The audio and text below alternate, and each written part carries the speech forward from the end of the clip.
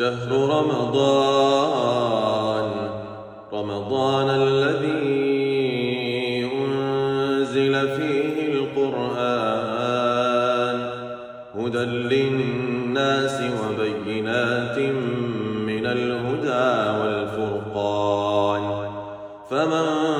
شهد منكم الشهر فليصمه ومن كان مريضا أو على سفر فعدة من أيام أخر يريد الله بكم اليسر ولا يريد بكم العسر ولتكملوا العدة ولتكبروا الله على ما هداكم ولعلكم تشكرون رمضان الذي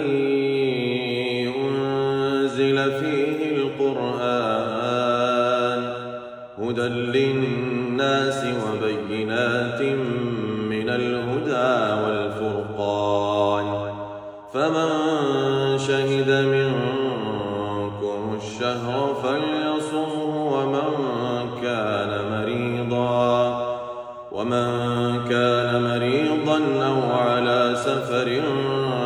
فعدة من أيام أخر يريد الله بكم اليسر ولا يريد بكم العسر ولتكملوا العدة ولتكبروا الله على ما هداكم ولعلكم تشكرون